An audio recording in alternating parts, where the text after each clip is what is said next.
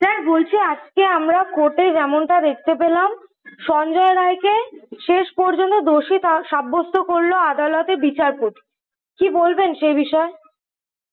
দেখুন, খুব স্বাভাবিক। তার কারণ যেহেতু চার্জ গঠন হয়েছিল সঞ্জয় রায়ের বিরুদ্ধে, সেই জন্য খুব স্বাভাবিকভাবেই সেই সঞ্জয় রায়কেই দোষী সাব্যস্ত করা হয়েছে। কিন্তু সিবিআই যে প্রথমে চার্জশিট দিয়েছিল, সেখানে যে লার্জার কনস্পিরেসির কথা বলা হয়েছিল, সেখানে যে এভিডেন্স টেম্পারিং এর কথা বলেছে, তাহলে প্রশ্ন উঠছে সিবিআই কেন এই লার্জার কনস্পিরেসি যে তত্ত্ব দিয়েছিল, যে এভিডেন্স টেম্পারিং এর কথা বলেছিল, যেখানে সন্দীপ ঘোষ এবং টালা থানার ওসির সংযুক্ততা রয়েছে, যেখানে সাপ্লিমেন্টে চার্জশিট দেওয়ার প্রভিশন তারা উল্লেখ করে তারা প্রথম চার্জশিটে এই সমস্ত কথা বললো, অথচ এই পুরো ট্রায়াল পর্বে তারা তার কোনো রিফ্লেকশন দেখাতে পারলো না, কোনো সাপ্লিমেন্টারি চার্জশিট জমা করতে পারলো না।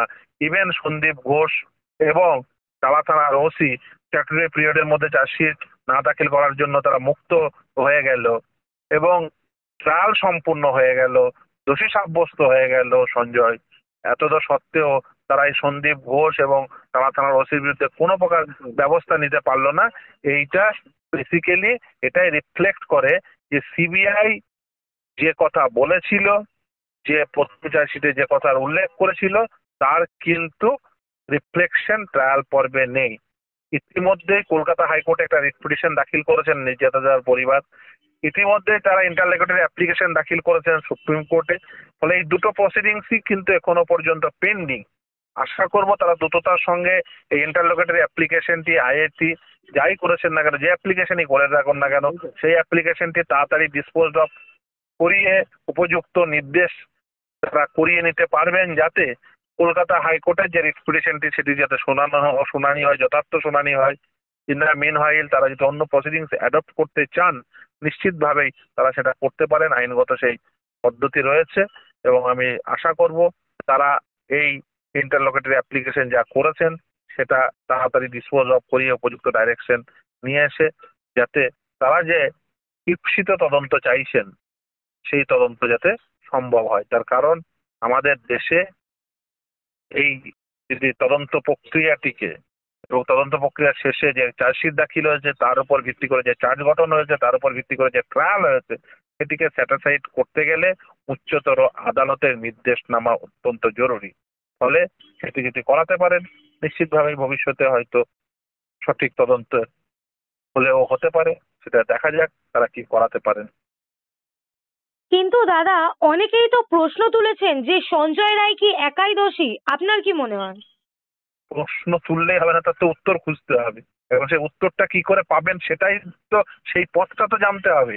উত্তর পাওয়ার পথ তো বলে দিলাম, যে হাইকোর্টে রিট পিটিশন দাখিল রয়েছে, তো সুপ্রিম কোর্টে ইন্টারলোকুটরি অ্যাপ্লিকেশন করেছেন। কারণ হাইকোর্টে যেহেতু সুপ্রিম কোর্টের সর্বোচ্চ ন্যায়ালয়ে এখনো পর্যন্ত মামলাটি রয়েছে পেন্ডিং অবস্থায়, ফলে কলকাতা হাইকোর্টের সিঙ্গেল বেঞ্চের পক্ষ থেকে কখনোই সম্ভব না সেই মামলায় নির্দেশ দেওয়া, যতক্ষণ পর্যন্ত না সুপ্রিম কোর্ট এই কলকাতা হাইকোর্টকে সেই লিবার্টি দিচ্ছে। ফলে এই অবস্থায় দাঁড়িয়ে তাদের যে অ্যাপ্লিকেশনটি বর্তমানে পেন্ডিং আছে, সেখানে উপযুক্ত নির্দেশনামা নিয়ে আসা অত্যন্ত জরুরি। এবং রিট পিটিশনটি উপযুক্ত যেহেতু পেন্ডিং রয়েছে, সেহেতু সেই রিট পিটিশনের উপর ভিত্তি করে যদি সেখানে কোনো নির্দেশ হয়, তার উপর ভিত্তি করে অনেক কিছুই হতে পারে। আর আমি একটা কথা নিশ্চিতভাবে বলবো, যে এই অবস্থায় দাঁড়িয়ে এখন সময় এসছে ক্রিমিনাল জাস্টিস ডেলিভারি সিস্টেম সম্পর্কে নতুন নতুন করে ভাবনা চিন্তার। এই যে ইনভেস্টিগেশন মানেই সেটা একেবারে পায়াস ইনভেস্টিগেশন হবে, এবং ইনভেস্টিগেটিভ এজেন্সি যা ইনভেস্টিগেশন করবে সেখানে আদালত বা অন্য কেউ প্রশ্ন তোলার জায়গা থাকবে না, এখনো পর্যন্ত নেই। এই নিয়ে নতুন করে ভাবনা চিন্তার সময় এসছে। আইনে তার প্রভিশন আনতে গেলে একমাত্র আইন সবাই সে কাজ পারে। আমি জুরিস্টদের, একাডেমিশিয়ানদের, এই সংশ্লিষ্ট সমস্ত ব্যক্তিদের বলবো, নতুন করে ভাবনা চিন্তা করে আইনসভার মাধ্যম দিয়ে সেই আইন আনতে হবে। তার উপযুক্ত সময় এটাই। না হলে একটার পর একটা মামলায় দেখুন কিভাবে, কারণ আমাদের দেশে তদন্ত পরে তদন্তকারী সংস্থা, আর আমাদের দেশে তদন্তকারী সংস্থা রয়েছে রাজ্যের বা কেন্দ্রের, এবং আপনি মানুন বা না মানুন তদন্তকারী সংস্থা তাদের পলিটিক্যাল বস দ্বারা পরিচালিত হয়। সে তদন্ত বিভিন্ন কারণে প্রভাবিত হয়, কখনো অর্থনৈতিক কারণে, আর্থিক কারণে, কখনো বা রাজনৈতিক কারণে, কখনো অন্য কোনো কারণে, অ্যাডমিনিস্ট্রেটিভ কারণে। এই প্রভাব মুক্ত করতে গেলে কি কি ভাবনা চিন্তা আনা প্রয়োজন, কি কি আইনি সংশোধন আনা প্রয়োজন, এই নিয়ে নতুন করে ভাবনা চিন্তা করতে হবে।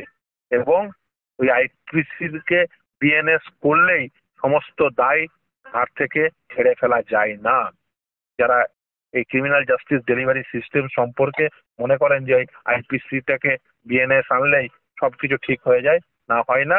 এই আর্যিকর তার জ্বলন্ত প্রমাণ। দাদা, আপনি যেমন এক্ষুনি বললেন তদন্তকারী সংস্থার কথা, সেই জায়গায় দাঁড়িয়ে আমরা দেখতে পাচ্ছি প্রমাণ নষ্টের বিরুদ্ধে সিবিআই কিন্তু এখনো কোনো চার্জশিট দিতে পারেনি। সিবিআই তদন্ত নিয়ে তাহলে কি বলবেন? সেটাই সেটাই তো এতক্ষণ ধরে আপনাকে বললাম যে তারা দিতে পারে না, এটা তাদের ব্যর্থতা।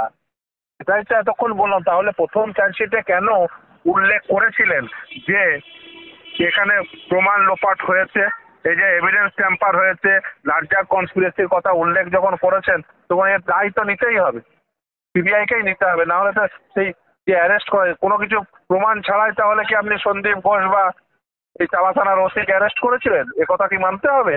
অন্ততপক্ষে আর যে মানুষ, আমি মানতে প্রস্তুত নই এই কারণেই, কারণ সিবিআই আর যাই হোক এরকম দুজন ব্যক্তিকে অ্যারেস্ট করে নিল কোনো তথ্য প্রমাণ ছাড়া, আমি বিশ্বাস করতে একদম রাজি নই। তাহলে সঞ্জয় রায়ের কথাটাকে মহাকাব্য ধরে নিয়ে তাকে নির্দোষ করে দেওয়া হোক, এটা বোকা বোকা কথা। কারণ পৃথিবীতে কোনো খুনি, কোনো ধর্ষক বলে না যে আমি দোষ করেছি। তাহলে সঞ্জয় রায়ের কথাটা কি আপ্তবাক্য, মহাকাব্য? যে উনি মহাকাব্যের কথা তার মুখ দিয়ে বেরোচ্ছে যে আমি নির্দোষ, তাকে ছেড়ে দিতে হবে, এটা কোনো কথা হতে পারে না। কিন্তু দাদা, অভয়ের যে ডিএনএ টেস্ট হয়েছিল বলুন, কিংবা আরো যে যে টেস্ট হয়েছিল, তাই তো 3-4 জনের স্যাম্পেল পাওয়া গেছিল। সেই জায়গায় দাঁড়িয়ে কেন একমাত্র সঞ্জয় রায়কেই দোষী সাব্যস্ত করা হচ্ছে? দেখুন, কি পাওয়া গেছিল আমি জানি না, 3 জনের পেয়েছিল না 6 জনের পেয়েছিল, আপনার কাছে রিপোর্ট থাকলে সেটা আপনি উপযুক্ত জায়গায় দিতে পারেন। কি পাওয়া গেছিল আমার অন্তত পক্ষে জানা নেই।